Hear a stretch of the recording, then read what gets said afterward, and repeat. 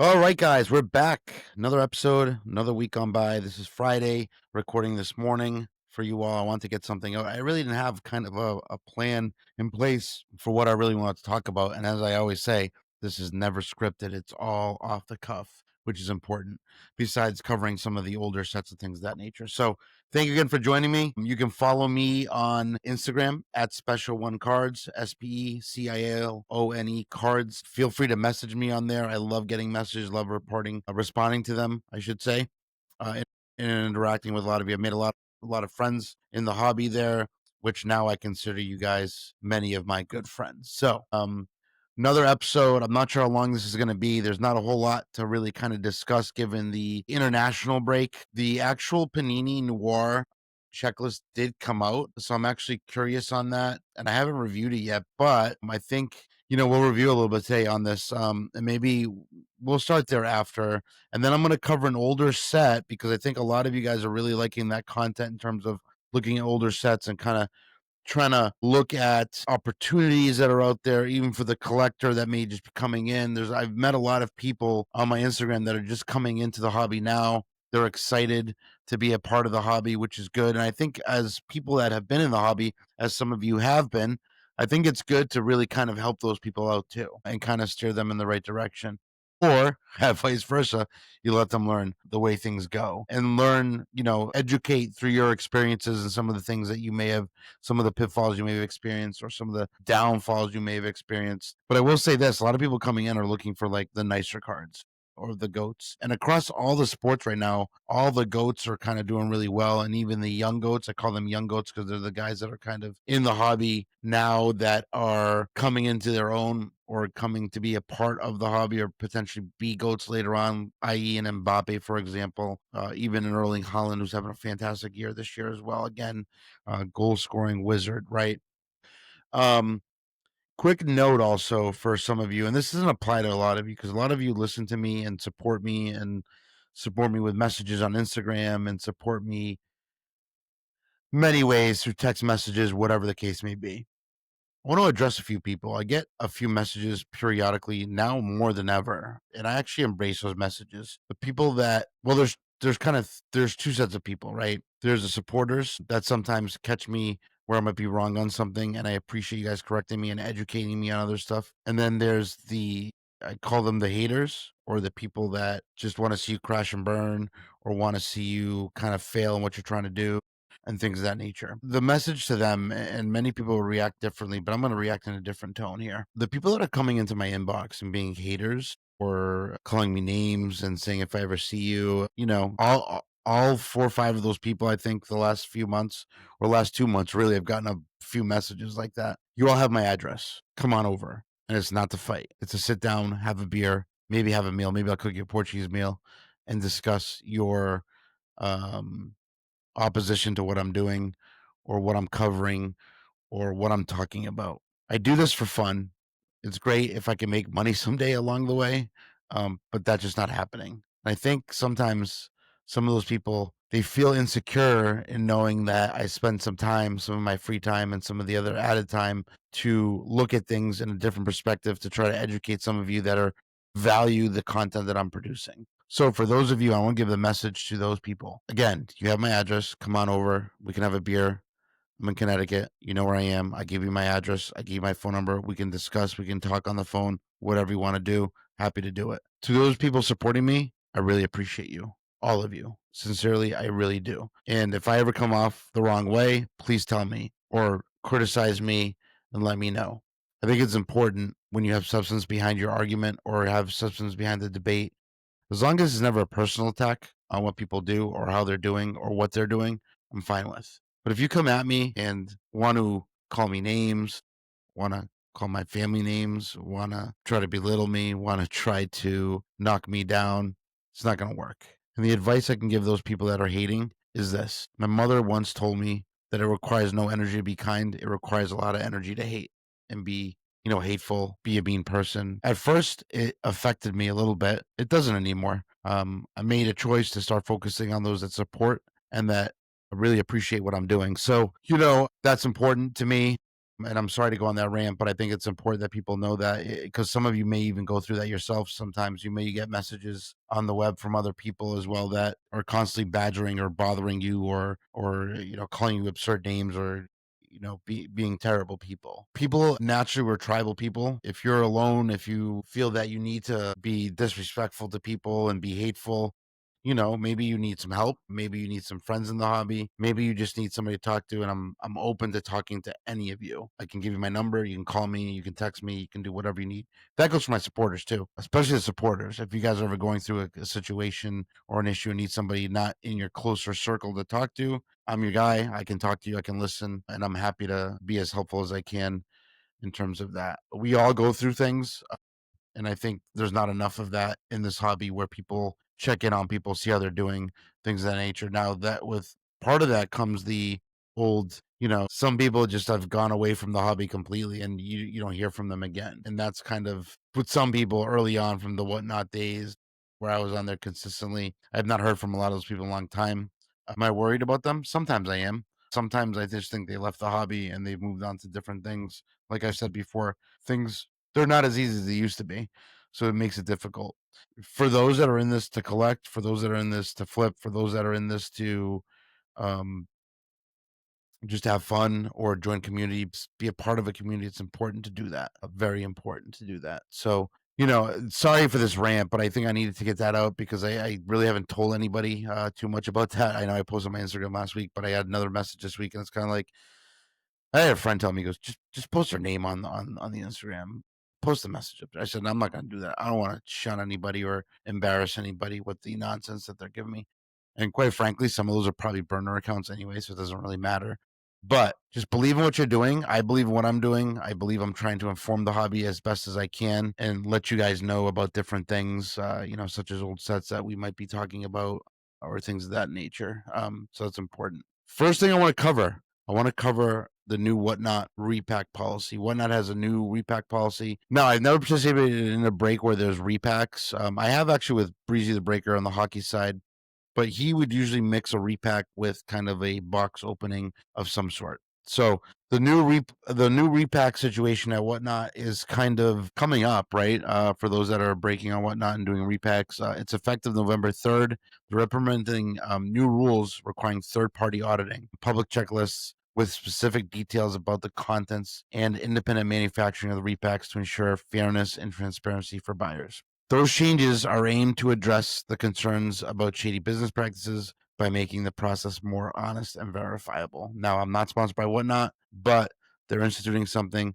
Obviously, something may have happened. Somebody might have gotten sued. Who knows? I'm not sure what caused this, but their new policy, third-party auditing, repacks must now be created by an independent third-party vendor, verified by Whatnot, and cannot be made by the streamer who sells them. So if you're streaming and you're selling repacks that you made, you can't do that anymore. They have to be audited. And one of the things that you can do, I know Breezy did this, and I think Sunday League Investors does this too. They've worked with some manufacturers in the past to create repacks. I'm trying to remember the name of, I can't even remember the name of the company, but there is a company that does it. I think David Adams actually owns them technically, but they create repacks where there's a checklist where you know what's in it, what you can potentially get, your floor, your ceiling, etc. That's important to kind of look at. The other thing is that the checklist, right? Sellers must now provide a publicly available checklist for each series of repack products. That's pretty standard. You should know what you're getting into. It's kind of like, let me run a repack, 50 cards, 50 spots, and I'm just going to throw whatever I want on there. So I could throw a bunch of 1994 Upper Deck World Cup cards and just not, I'll give you a checklist, but, who's going to buy into that repack? Probably not a lot of people because they know that those cards are valued a lot. I mean, people may, if you do like a $2 repack with 50 spots, something fun and kind of, where you tell stories about the cards. And that's one of the things I loved about Whatnot. It gave me a place where I could do some content and educate other people as well. Under verification, the checklist must include the specific details about items, the brand, the series name, the condition, and the quantity of each individual item. So those things will be important. Independent manufacturing, again, like I said, sellers can no longer create their own repacks or have any non-public knowledge about the contents. This is to ensure that the products are fair and that a seller isn't manipulating the contents to their advantage. You probably had a repacker in the past where they have, 10 spots, 10 repacks. They know which envelope has the big one. There's an X on it, and they won't pick that one. They'll leave it for somebody, a buddy that's in the stream. I don't know. I'm not accusing anybody of anything. I'm just saying there's different ways to scam people. Third-party vendors must use cards from Whatnot's identified product list, which ensures quality and legitimacy. So really important. These changes are happening for a few reasons. Obviously, the transparency. They address their long-standing concerns about the lack of transparency on the repack market. The repackers are coming to local shows, national shows. They're buying up inventory. They're walking up to people. They see a case and say, "What do you want for the whole case?" And they make a price, and they're paying 90, 95%, 80%, whatever the case may be. They're really kind of trumping some of your regular guys that are buying inventory to trying to sell singles out of. Arena Club does that, I think, as well. So that's important. The fairness, the new rules are designed to make the hobby safer and fairer for collectors by preventing manipulation and ensuring their buyers receive reliable product information. That is important. When we buy into breaks or when you buy a box of cards, you know what you're getting. You're getting 24, 25 Topps Chrome. You can get one auto in the box. There's 3 or 4 parallels, whatever it is, or 3 serial number cards and the inserts. And the checklist, the players on it, all of that. Believe it or not, there were people selling stuff that didn't have a checklist, didn't have the contents. People didn't know what they were buying into. So that's kind of important. The increased accountability, the audit, and the certification process, which includes features like PSA audits, provides accountability for sellers and confidence for buyers. So the transparency is important. It'll definitely help the hobby, and will create a more fair kind of platform for on Whatnot. And I know Fanatics Live is probably really going to be looking at this too. eBay Live, I'm not sure what their stance on it. It seems like they're getting bigger as we go continue to grow the hobby, right? eBay Live is probably going to be significant going in the future. They have the biggest audience. Whatnot's not going anywhere, I don't think. Whether somebody gobbles them up, I don't know. So in terms of repacks, do your November 3rd is when they start. If you buy repacks, just wait until then, I guess, when you know what you're getting or what you're getting into. It's important. So that's really important to take a look at. All right, now I want to cover another older set that I don't think gets any love, and I think it's a really good set. Not because I own some cards out of it, because I do. I do own some cards, specifically an Mbappe card out of it. But I want to talk about a set that has never released again from Panini. And again, Panini does this even with their Chronicles product. You'll see like various cards in the product where they kind of and Chronicles doesn't release in a little bit either, but they used to put Prism cards in there, or they would put like a type of card and then they would launch a product for it, and that was their way of kind of testing the market, which was an interesting way to do it. But I want to talk about Panini Gold Standard. All right, specifically 2019 20 Gold Standard Soccer. I want to talk about the checklist. I want to talk about what it is. I want to talk about why this set to me is important. I think it's overlooked quite a bit. They're beautiful cards. I know a lot of you, or not a lot of you, I think Trouble was kind of one of those sets that people have propped up on. And probably over a year and a half ago, 2 years ago, I talked about Gold Standard as being a really unique set that people should look at. And maybe we should look at these again. And I'm starting to look at this again because I think it's important. Initially, this is a basketball and football set.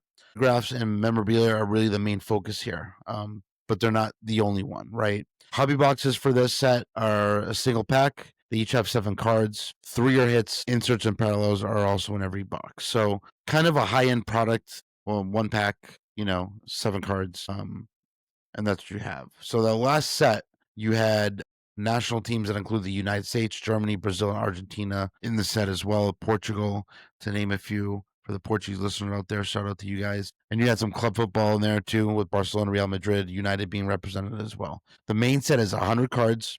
Cards have 129 copies. They're all serial numbered. So all the cards are serial numbered. That's important to know. You also have, beyond the 4 levels of gold themed parallels, you have 79s, you have 29s, and you have 19s, and the 1 of 1. So there's 4 levels of gold themed in this. The F79, the F29, the F19, and the 1 of 1. The focus on the signatures and swatches, they come through on the checklist quite a bit. On just autographs alone, Gold Standard Soccer has 14 different themes or variations, you could call them. Gold Medal is one of the more comprehensive lineup for the international players. Base versions have no more than 129 copies of each. And then you have the fine of 29, the mints of 19 or less, and the pure, which are the 101. Pure being pure gold. If you get what I'm saying, mint gold, fine gold, you get the theme there. And here's a really cool thing that maybe a lot of you don't know about this. There are on-card autographs in this product. Yep, you heard that correctly. There are on-card autographs. And I don't know why, as a hobby, we continue to complain about there not being enough on-card autos when we have an older product here that does have this. They're called Gold Strike signatures. And yes, you have a Messi in there. You have jersey autographs that add memorabilia to them as well. Really important. The other autograph inserts include the 14K autographs, the 24K autographs, the golden goals, golden opportunities, golden goals, golden gloves, and golden duels. They're really tough. Those are all numbered to 25 or less. So the gold theme comes through on this product. It's called Gold Standard. So that's really important. Of the hits in your box, at least one is a memorabilia card. Among them is a molten memorabilia card, which has an of 79 or less, a fine of 29 less, a mint of 19 or less, and a pure 1 of 1. For example, you have a Kevin De Bruyne, which you'll see on my screen here, that has that as well. Very cool card. Now, I want to actually look and find out. I can't remember if these are game worn. I think they probably are. You have the Bullion brand and Bullion brand signatures. Both have premium jumbo swatches. There's a Suarez with the Nike logo. The only thing about this Suarez that I don't like, and it could have been game worn, but it's a Uruguay card, but you have a red gold Nike logo on it, which to me it screams that it's either probably Barcelona jersey that was put in there. If it's game worn, if it's not game worn, then whatever. But again, Gold Standard, 7 cards per pack, 1 pack per box, 12 boxes in a case. The set size is 100 cards. Originally released in December 11th of 2019. And again, I want to go over the checklist one more time in terms of what you get in a box. 3 total autographs or memorabilia cards, 2 inserts, 1 parallel, 1 base card. Again, the base cards are of 129. And I'm going to do a quick search on eBay to see what these prices are doing right now. If there is any of these available, which I don't know, probably far few in between. It's kind of a higher end product. I actually don't see any right here. Let me see. I got to do a search myself. So let's check it out. Gold Standard Panini. And then I'll put this up on my screen too so you can see what the box looks like.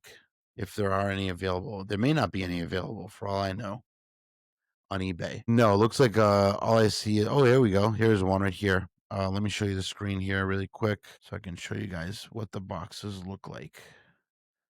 Gold Standard Panini Soccer Box. Here we go. There it is, 554.47 Australia. There's the box. You'll see it there, right there. That's what the box. It's like a gold bar, really kind of cool, interesting kind of theme, right? Sometimes I know in the soccer hobby we're kind of, in other areas of the consumer markets, boxing and presentation are big keys to things. You look at the cup from Upper Deck in hockey. It's like a box within a box within a box. It's there's padding, there's foam, there's all this stuff. Gold Standard, pretty nice box here. You can see these images here, like a gold bar, and you got your odds on the back of the box as well. So, for me, thinking this is 855 Australian or 554 US, I look at the price, not bad for an older product. I'd rather probably open one of these than something else, or split it with somebody. Although that's hard to split. There's only 7 cards, so it makes it really difficult. The older stuff I generally like better, and I would, most tentatively like look at this from that perspective. I think it's important to look at the odds of what you can get and things of that nature. Further along those lines, you start to look at the autos, right? And who's available. The base, you have your Messi's. Again, like I said, all the base, the highest numbered base is of 129. So even the base is numbered. So it's all numbered. The base set checklist, again, has the of 79, the of 29, the of 19, the 1 of 1, and then the base, again, like I said, is of 129. So the base cards are really nice as it is. Really nice gold. You'll see a picture here on the screen of those cards. And you have a good checklist. You have Messi. You have Sonny Boys in here, Virgil van Dijk, Alexa Morgan also for the U.S. women collectors, and she's in this set as well. She's got some autos too. Ronaldo, Kimi is in here. He's probably in. I'm trying to think. He might be in a Real Madrid kit at that point. I'm not sure. Mbappe, because I have one of those actually. I think he's in the France kit in this set, if I remember correctly, which is significant. Obviously, Pulisic is in here as well, and N'Golo Kanté, Mohamed Salah. James Rodriguez. So really nice checklist that you can look at. And you can find the checklist on the internet anywhere. You'll find that's said anywhere. So the on cards is what people really like out of this. So, I shouldn't say that because I don't think the hobby really understands or knows about this product significantly. So the Gold Strike signatures are the autos that are on card. Okay, but you have other on cards. So 14K autograph checklist is 13 cards. Yeah, Schweinsteiger, Davor Suker, Croatian legend, Dino Zuff, Totti, Hurst, Muller, Ian Rush, Laudrup, Oliver Kahn, Paulo Rossi, Raul, Sepmeyer, and Sergio Ramos. Those are all of 5. The 24K autographs, they're of 3. They consist of 15 players: Ronaldo, Maradona, Cannavaro, Beckenbauer, Buffon, Messi, Lothar Matthäus, Luka Modric, Ivan Rakitic, Neymar, Paolo Maldini, Roberto Baggio, Thierry Henry, Luis Suarez, and Xavi Hernandez. So there's a really nice set. And I think it was probably 2 years ago. I actually did a reel on this set. Maybe I'll repost that at some point here, maybe after the podcast drops. The ARM autograph checklist, which is the AU abbreviation you'll see on the checklist, comes in various parallels. The F29s, and they're specific to certain players. The of mints of 19s and the pure 1 of 1. So various players have various parallels. So, like, for example, the F29s, Conte and Eriksson. Marshall is an of 7. Martial, I should say. There's no Ferdinand, no Ozil, no Neymar or Robin for that checklist. They're in the more kind of limited checklist. So the of 19s, the mints, there's a Conte of 10. Again, there's no Neymar either in that piece as well. So, and then notable names on that piece. For the Portuguese collector, Andre Silva's in there. A long time ago, I told you he wasn't going to become much. Productive player, but not really that great. There's a Robin, which is an of 7. There is a Carly Lloyd of 149. Diego Forlan of 49 for the Uruguayan collectors out there. Cannavaro of Fabio Contral for the Portuguese guys out there of 149. Federico Marchetti for the Italians of 149. Baresi's got one at the of 39. So they have different numbering for different players on here. Ozil's of 7. Neymar is an of 5. Patrice Alvarez got enough 49. Rio Ferdinand's got enough 10. Roberto Carlos of 149. So it's a really strong checklist. The Bouillon brand signatures, these are the 1 of 1s. There's 28 cards here of the checklist. Arturo Vidal for the Chilean folks out there. Who else? Carly Lloyd's got one in there, 1 of 1. Ronaldo's got a 1 of 1. Crystal Dunn's got a 1 of 1. Diego Costa, Brazilian, Spanish international, though. Athletic Madrid player originally, Chelsea player as well. Gareth Bale's got a 1 of 1. Buffon's got a 1 of 1. Harry Kane's got a 1 of 1. Joshua Kimmich has got a 1 of 1. Messi's got a 1 of 1. Luka Modric's got a 1 of 1. Neymar's got a 1 of 1. Thomas Miller's got a 1 of 1 as well. And there's others on there. And then you got the gold medals checklist as well. So there's 23 players on that list. Notable people on there that I have not already spoken about: David Trezeguet, Fernando Gago, Javier Mascherano. Messi's got one in there, and of 10. Rapino, sorry, I can never pronounce her name. The U.S. legend of 10. Totti's got enough 29. Sergio Romero's got enough 149. Then you have the gold medals fine checklist, which again, many of the repeat offenders, I like to call them repeat offenders. They're not really offenders, but they're on there as well. On the gold medals. That's gold medals fine checklist. I want to find what I want to look at is I want to look at the on-card ones, because I think those are the important ones that we really, most of us really care about, right? The gold strikes. The gold strikes, let me get to that checklist so I can give you guys kind of the rundown on that. Gold strikes. So this is a product that is heavy on autographs and memorabilia, so you'll like those. So the gold strike checklist, which are on card: Pulisic, Makaleli, Douglas Costa, James Rodriguez, Javier Hernandez, Lionel Messi, Manuel Neuer, Marco Asensio, Samuel Uti, and Harry Kane. So you have a golden duels checklist, which I don't know if these are on. These might not be on card actually. I don't think, but there's some cool duels in here. Christian Pulisic and Weston McKennie of 10. Dele Alli, Harry Kane of 5. Trezeguet, Baggio of 5. Juventus kind of kit there. Morgan and Mia Hamm of 15. I imagine that's one of the better cards. Cristiano Ronaldo and Ruben Neves of 5. Really nice card there. Then you have the golden goals checklist: Ronaldo, Messi. So you have a lot of the same repeat players. Again, heavy autograph checklist. I don't understand why this product doesn't get opened enough. I think this product is one of those products that people need to look at it a little bit more. And this is why I'm bringing it up again, 2 years later or 2.5 years later, whatever it may be.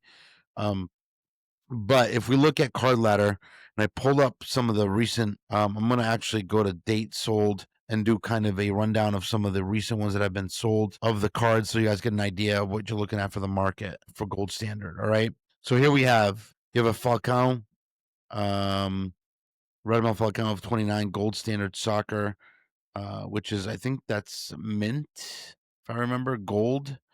Actually, I have the Messi up here, but that's not the one we'll look at that in a second. But here's a Falcao, right? There it is. They're beautiful cards, really hard to grade. And I'll have to go and look at the gem rates on this stuff because they are difficult to grade. And I'll have to look at when I did my original post a while back, I did calculate the gem rates on this, and I think it's important to look at for that set. Pulisic, here's a Pulisic card. Pretty nice. of 129. Really nice cards. The highest ever sold. I'm going to sort this by prices now, just to get an idea. So you guys get an idea. Here's a Messi from 2021 that's sold for $4,550. And this is a gold standard, gold strike signature. This is on card. There's no picture, of course, so I can't even see it. Here it is, actually. Here's another one. Gold standard. Here it is, right here. There it is. There's a gold strike Messi. Beautiful card, on card auto. This card sold for $4,369 back on March 26, 2023. And that card's probably worth a lot more money now today. When you look at that card ladder value, what's it got? That card ladder value says $2,600. That can't be right. That's very strange that I would value that card significantly lower. So I think there's an opportunity here for those that are interested in this.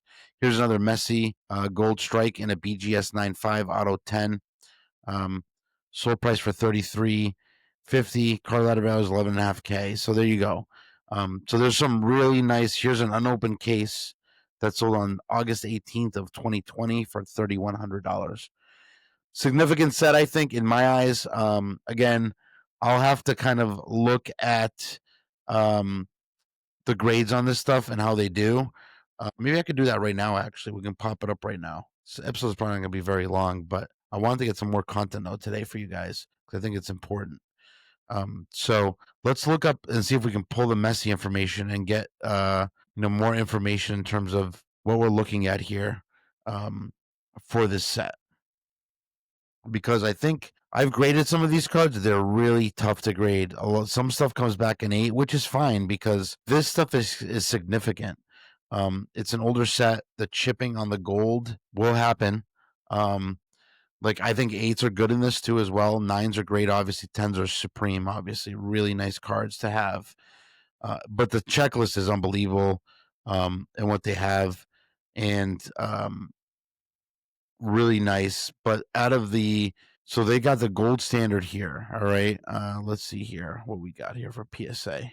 Just so I inform you guys correctly here. I'm going to take this off my screen and I'm going to show you something else on the screen. We're going to go here and we're going to go to the screen and we're going to show you the PSA gold standard gold strike. I'm going to look at gold strike only, and then we'll, maybe I'll do a kind of a Instagram post on this so you guys see it with your own eyes and understand it better.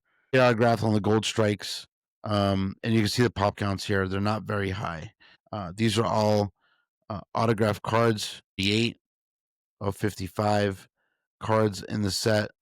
Very limited numbers. 55 have been graded total out of the 2 10s. See that? 2 out of 55 have gemmed. So very hard to grade. Javier Hernandez has got an auto in here as well. So here's the funny part. If you're listening to this podcast, I actually had to re-record. Actually, excuse me, I had to record on Saturday morning early because on Friday when I was recording the episode, we were getting ready to go to dinner. And I was like, well, I need to kind of stop recording because I need to get ready to go. So anyways, the episode's getting done. You're probably listening to this on Saturday morning or Saturday afternoon or Saturday evening or Sunday, whatever the case may be. But getting back to gold standard, again, the set I was talking about in the podcast here today, we want to look at, one of the things I want to look at is just the set itself in terms of the total population count. And you guys are going to see why I'm talking about this set now as being a very important set to possibly look at. I've always liked it, and some of you that have been following me for a while know that I've posted about this set probably 2 years ago, maybe longer. But the gem rate, so 410 total cards have been graded, 50 are PSA 10. So the gem rate's about 12%. Really low gem rate for kind of a modern set. The cards, like I said, are beautiful. The numbers on the pop counts up top, you'll see 410 total have been graded, 50 PSA 10, about 12% gem rate. So really low. And when you start to go down the players and look at players specifically, you see Messi, real low numbers. The base version, which is the 129, 15 graded. And then you have them kind of working on the way down the 10, the of 79, I think, if I'm correct in saying that, is the AU version, then the fine gold, the mint gold, and no 101 has ever been found. So, yeah, there it is. I'm going to probably I may even repost what I posted a few years about gold standards so that people don't think I'm pumping this market because clearly at the time it didn't matter, right? But now I think this set is significant. And in all honesty, I know there's a lot of people like Trouble a lot. I like this set better. I really do. I really do like this set better. So take a look at some singles are out there. I had an Mbappe I graded. It came back in 8. I sent it back. I sold it at that time a few years ago. And then I just acquired another one recently, raw. So we'll see how that grades. Hopefully 9 or better. But again, 8s in the set are fine. I think this is a really good set to take a look at, to possibly, buy. Not a bad little set. Again, I'm gonna look at the sales history again on this. I'm gonna share this with you guys. Again, you'll see here, gold standard soccer, 12 box case for 3,100. I think that was back in August of 2020 though. So let me sort this by date so we can see exactly what we're dealing with in the current market conditions. So Pulisic base of 129, $9. I think that's a steal. Falcao of 29 for $4. Again, these are cards that I think kind of like Treble. When Treble first came out, nobody really cared about it, or even for a few years, nobody cared about it. And then all of a sudden, a few people started liking the set, and it kind of progressed there. Like, look at this Ronaldo of 79, sold for $57 in September. And Ronaldo stuff is all up, but this, for some reason, this set is getting no love. And they're beautiful cards, as you can see. They're gold, you know. I don't know. I don't agree with this. I'm gonna start looking for more of these. I think they're worth it. And Carlisle's got this value at $55. I think that card's worth a lot more than that. But that's my perspective. Here's a player worn material: Seamus Coleman, Everton. Player worn. I'm not sure if these are match worn though. We should probably look that and find out. But for me, I don't really like patches without the auto. For me, it's kind of like that's my kind of thing. I'd rather, if I'm gonna get a patch card, it's got to have the auto on it as well. I don't really care for it if it doesn't. So it's a preference thing, and some people actually may even just like the patches better than not than having an auto on there. Here's a match worn Fernando Torres, pretty cool card with the patch, really nice match worn auto, $390 of 7. I think beautiful cards. See. They're beautiful cards. Again, very hard to grade because of the chipping that goes on these, the gold standard chipping. Here's another Ronaldo that sold recently. This sold for, yep, that's a gold. They're all gold, right? That's enough 129, the base version, for $48. So there's significant stuff in here that you can really enjoy. Here's an auction for wax that sold for $879. Here's a Sancho of 129, PSA 10 sold for $16. That's kind of a steal when you think about it. I really think this set, like Treble, it's not on everybody's radar. Was never on everybody's radar, and then all of a sudden, Treble became a thing. This is the type of set that could be like that as well. Especially as Panini loses all these licenses and things. Who knows what happens down the roads? Take a look at this set. I think it's one that's worth taking, another shot at. I know a few years ago I mentioned this set, and I was in on it. I have a few cards out of the set, but I'm going to start taking a hard look at it again. I think they're really nice.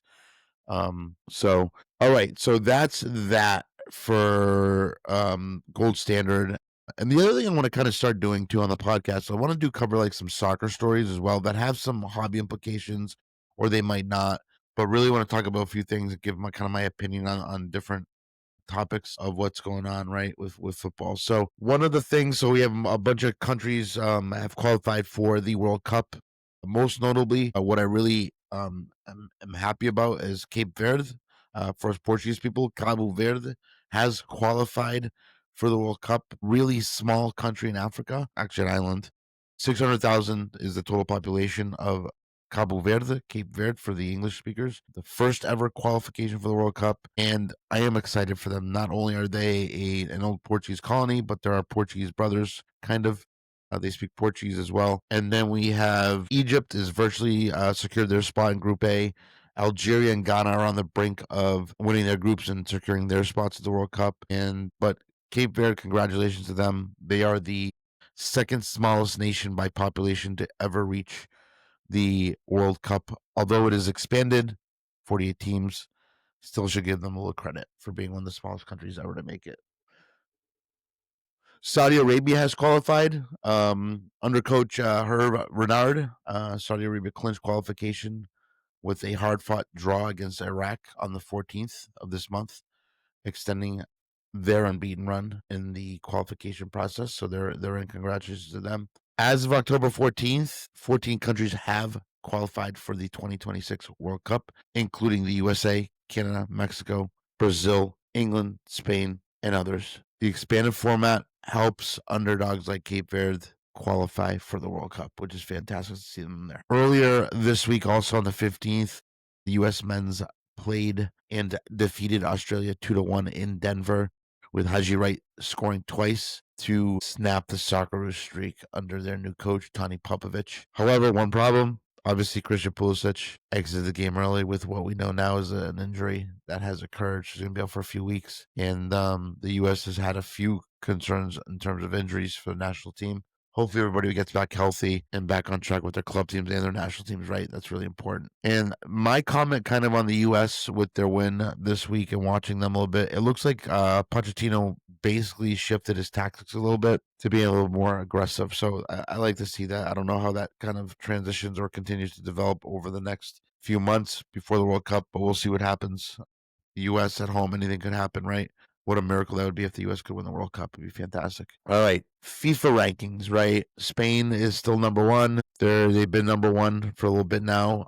The U.S. team held at number 16. Mexico stays at 15. Canada slipped a little bit. England has climbed up a little bit with their 3-0 win over Wales.